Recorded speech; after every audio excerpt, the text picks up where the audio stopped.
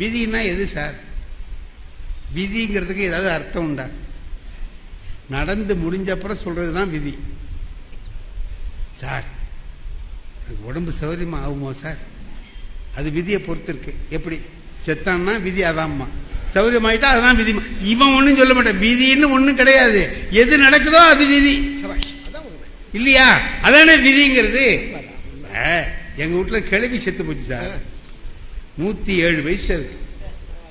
சாகிற போது யாருக்காவது வருத்தம் இருக்குமா? இருந்துச்சு. 107 வயசுல ஒரு கிளவி செத்தா வீட்டுல யாருக்காவது வருத்தம் இருக்குமா? ஒரு 20 வருஷமா அது போட்டு படாத பாடுபடுத்தி போய் சேர்ந்தது. அப்பாடா முடிஞ்சதுடா. கிளவிக்கும் விடுதலை, நமக்கும் விடுதலை, பாடுபட்டவங்களுக்கும் ஒரு விடுதலை இல்லையா? எல்லாம் முடிஞ்சு போச்சு. எங்க சொந்தக்காரன்லாம் வந்திருந்தவன்லாம் என்ன பண்றான், 2 நாள் கழிச்சு உட்கார்ந்து பேசுறான். நான் முடிஞ்சதுக்கு பிறகு எல்லாம் முடிஞ்சு போச்சு. இப்போ யாராவது ஒருத்தர் வீட்டில் இருக்கணும். ஏன்னா துக்கம் கண்டுக்க சில பேர் வருவாங்க, 2 நாள் 4 நாள் கழிச்சு வருவாங்க. அவங்களுக்கெல்லாம் செய்தி சொல்றதுக்கு ஒரு ஆள் இருக்கணும். யாரு இருக்கிறது? எல்லாரும் 2 நாள் 4 நாள் லீவ் போட்டு வந்திருக்காங்க, போயிட்டாங்க. அப்போ ஒருத்தர் எங்க சித்தப்பா சொன்னாரு, நீ இருடான்னாரு. என்ன, நாங்கெல்லாம் ஊருக்கு போறோம், நீ இருன்னாரு. ஏன்பா நீங்கெல்லாம் பெரியவங்க, நீங்க போறேங்கிறீங்க, என்ன இருக்க சொல்றீங்களே என்ன? அதுக்கு எங்க சித்தப்பா சொன்னாரு, அது வர்றவனுக்கெல்லாம் ஒரே செய்தி திரும்ப திரும்ப சொல்லணும், அது ஒன்னாலதான் முடியும். ஏன் நான் அது என்ன, நான் அப்படி சொல்ற ஆளான்னு? அதைவிட 18 வருஷமா ஒரே புத்தகத்தை பாடம் நடத்திட்டு இருக்கேன் இல்லையா நீ? சரி, இப்ப என்னாச்சு? நான் இருக்கணும். அது என்ன ஆச்சுன்னு கேட்டீங்கன்னா, அது ஒரு பெரிய கலை. எங்க ஊர்ல எல்லாம் அப்படி, உங்க ஊர்ல எப்படி எனக்கு தெரியாது. திண்ணையில உட்கார்ந்துருக்கணும். எதுக்கு வெத்தலை சீவல்லாம் வச்சு விபூதி பூசிருக்கணும். அதாவது குளிச்சுட்டு வந்ததாக ஒரு அர்த்தம். இந்த விபூதியை நான் என்ன பண்றதுன்னு கேட்டீங்கன்னா, கொஞ்சம் தண்ணியில குழைச்சி பூசிட்டோம்னா ஒரு 4-5 நாளைக்கு தாங்கும். 4 நாள் ஓடும். ஒரு 4 நாளைக்கு ஒரு தடவை குளிச்சா போதும். அதாவது அப்படியே தழிட்டு இருக்கு. நான் அந்த மாதிரி வச்சுக்கிட்டு உட்காந்துருவேன். அப்பதான் ஃப்ரெஷ்ஷா குளிச்சுட்டு வந்த மாதிரி இருக்கும். எங்க வீட்டுல இருந்து 4வது வீட்டுல ஒரு ஆள் இருக்கான் சார். அவன் அன்னைக்கே வந்திருக்கலாம்ல. அவன் 4 நாள் கழிச்சு வரான். வரும்போது எப்படி வர்றான்னு கேட்டீங்கன்னா, அதுதான் முடிச்சிடலாம், அதுக்குள்ள முடிச்சிடலாம். வந்தா ஒரு துண்டை எடுத்து வாயில வச்சுக்கிறான் சார். அது எதுக்கு துண்டு வச்சானுன்னு எனக்கு அது வரைக்கும் தெரியாது. அன்னைக்கு துண்டை வச்சுக்கிட்டு, தம்பின்னா வாங்கண்ணே பாட்டி, அவனுக்கு செத்தது யாருன்னே இன்னும் தெரியல, பாட்டி தானான்னு கேட்கிறான். பாட்டி தான் உட்காருங்க, தாத்தா பாட்டி தான் உட்காருங்க. அடுத்த கேள்வி கேட்பான். என்ன கேட்கிறான்னா, ஏன் என்ன பண்ணுச்சுமா? என்ன பண்ணுச்சுன்னா, 107க்கு ஏதாவது பண்ணணுமா? 107 ஆனதே காரணம் தான். இவன் என்ன கேட்கறான், என்ன பண்ணுச்சுங்கிறான். இப்ப இவனுக்காக நம்ம ஏதாவது சொல்லி ஆகணும் இல்லையா? அதோட நான் சொன்னேன், இந்த பக்கம் வலிக்குதுன்னு சொன்னிச்சு. சும்மா நானா சொல்றேன், இந்த பக்கம் வலிக்குதுன்னு சொன்னிச்சு. எங்க ஊர்ல ஒரு டாக்டர் இருந்தேன், அவர்கிட்டலாம் கொண்டு காமிச்சாச்சு. அதுதான் விதிங்கிறது. நான் அவர் பேரை சொல்லாம இருந்திருக்கலாம், அந்த டாக்டர் பேரை சொல்லாம இருந்திருக்கலாம். சொல்லிட்டேன். அவன் வந்தவன் கேட்கறான், அவர்கிட்ட ஏன் காமிச்சிங்க? அவரு டாக்டர் இல்லையே, எமனுக்கு ஒரு ஏஜென்ட் மாதிரில வேலை செஞ்சுட்டு இருக்காரு.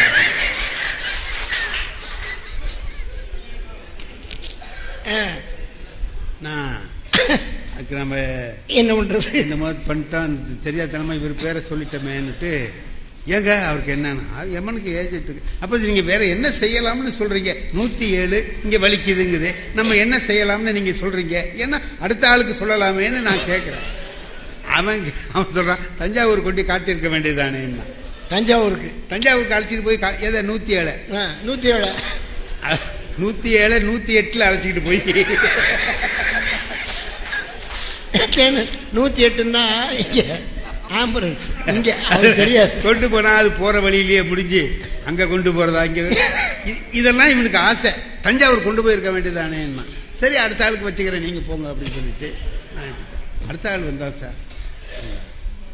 நான் அந்த டாக்டர் பேரை சொன்னதுல என்ன தப்புன்னு கேட்டீங்கன்னா, அந்த டாக்டர் அது மாதிரி ஒரு டாக்டர் தான். அவரு ஒருத்தருக்கு ஒரு 5 நிமிஷத்துல முடிச்சிடுறேன். ஒருத்தருக்கு ரொம்ப சீரியஸா போச்சு. அவர் பையன் என்ன பண்ணா, தந்தி கொடுத்தான், சொந்தக்காரவங்களாம் தந்தி கொடுத்தான். ஒரு 20-30 பேர் வந்துட்டானுங்க, நெருங்கின சொந்தக்காரர். அவருக்கு முடிய மாட்டேங்குது, இழுத்துக்கிட்டே இருக்கு. வந்தவனுங்களாவது சரி போயிட்டு அப்புறம் வரலான்ட்டு போகலாம்ல, அவனும் போக மாட்டேங்கிறான். இவரும் போக மாட்டேங்கிறாரு, அவங்களும் போக மாட்டேங்கிறான். பணம் மட்டும் போயிட்டே இருக்கு. 25 பேருக்கு 30 பேருக்கு வச்சுட்டு தினம் 3 வேளை சாப்பாடு போறனா எவ்வளவு செலவாகும்? ஒரு வாரம் ஆச்சு, சாவ மாட்டேங்கிறாரு. இவனு இருந்து ஒரு தடவையா பார்த்துட்டு போயிடுவோங்கிறானுங்களை தவிர போக மாட்டேங்கிறான். அதுல வந்தவன் ஒருத்தன் சொல்றான், தினம் இட்லி போடாதீங்க, நாளைக்கு பூரி போடுங்க. இட்லியா தின்னு நாக்கு செத்து போச்சு. அவன் பார்த்தான், என்னடா இதுக்கே என்னால முடியல, ஒரு பூரி வேறையா போடணுண்டா அப்படின்னு. ஏன்டா தந்தி ராத்திரில தூக்கம் இல்லை சார். இப்படி போறான், தெருவில் அலையிறான். அடுத்த வீட்டுக்காரன் பார்த்தா, என்னண்ணே ஏன் என்ன கவலையா இருக்கீங்க என்னன்னு. அப்போ அது மாதிரி தந்தி கொடுத்துட்டேன், எல்லாம் வந்துட்டானுவ, போக மாட்டேங்கிறானுவ. அவரும் போக மாட்டேங்கிறாரு, அவனும் போக மாட்டேங்கிறான். என்ன பண்றது தெரியல, பணம் போயிட்டே இருக்குப்பா. நான் சொல்றபடி செய்யலாமே, நம்ம டாக்டர்கிட்ட காமிச்சிருக்கலாமே.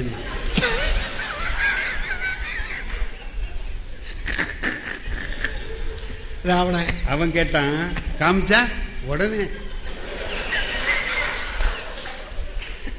உடனே இல்லைன்னா கைராசி டாக்டர்னு அவருக்கு பேரு வச்சிருப்பாங்க.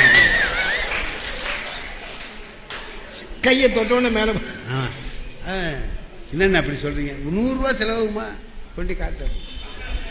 சரின்னு மறுநாளைக்கு அழைச்சிட்டு போய், மாதிரி டாக்டர் ஒரு வாரமா இப்படியே எடுத்துக்கிட்டு இருக்கு, போக மாட்டேங்குது.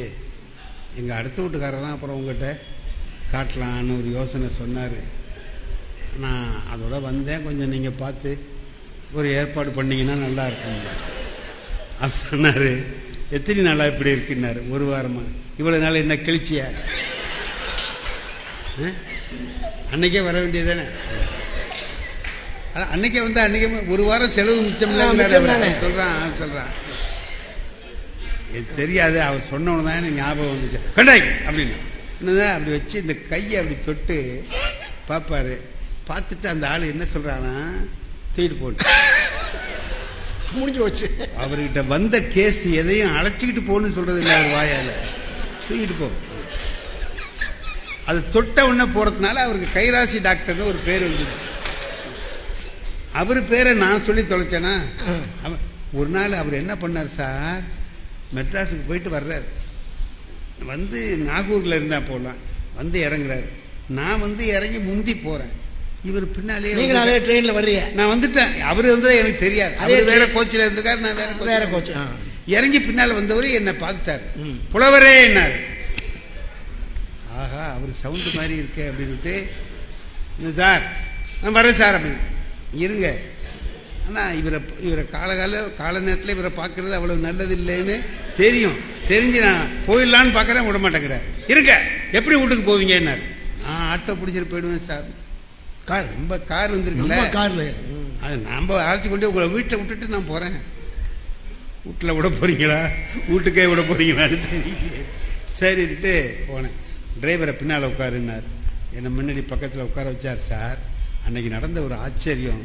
இப்படி போகும்போது எதுக்க இறந்து போன ஒருத்தரை தூக்கிட்டு வரானோ சார், அதை பார்த்துட்டு அவர் என்ன செஞ்சார் தெரியுமா? இது எப்படி நடந்துச்சுட்டார் சார்.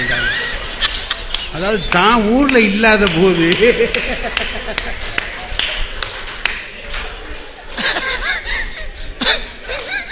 நான் சொன்னேன், போனா போது விடுங்க சார், வேற எவனா அந்த வேலையை பார்த்துக்காம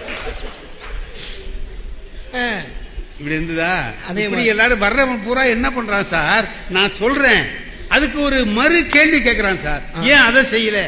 இப்ப அவன் கேட்கறதெல்லாம் பார்த்தா எனக்கு எப்படி இருக்குன்னு கேட்டா, பாட்டி செத்ததுக்கு துக்கம் கண்டு வந்த மாதிரி இல்ல, அந்த பாட்டியை நான் ஏதோ கொலை பண்ணிட்டது மாதிரியும், அதுக்கு இவனெல்லாம் நீதி விசாரணைக்கு வந்தவன் மாதிரி கேள்வி கேட்டான்.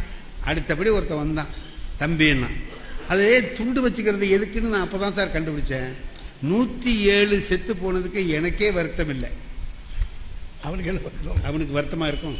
ஆனா துண்டு வச்சுக்கிட்டு வருத்தமா இருக்கிறது மாதிரி பாட்டினா அப்படின்னு சொன்னா துயரமா இருக்கிற மாதிரி நடிக்கிறான்.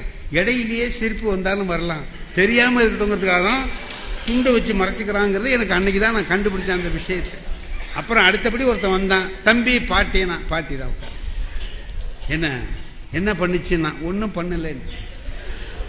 அப்புறம் அவனுக்கு மேற்கொண்டு என்ன பேசுறேன்னு தெரியல. அப்புறம் நான் விதி முடிஞ்சு போச்சு, அவ்வளவுதான், அது சரிதான் விடுங்கன்ட்டான்.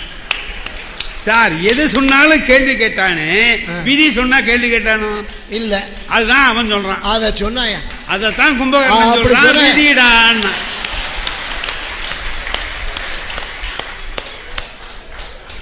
இப்ப அந்த விதினா என்னன்னு தெரிஞ்சு வச்சா நல்லா தெளிவா தெரியுதுங்க.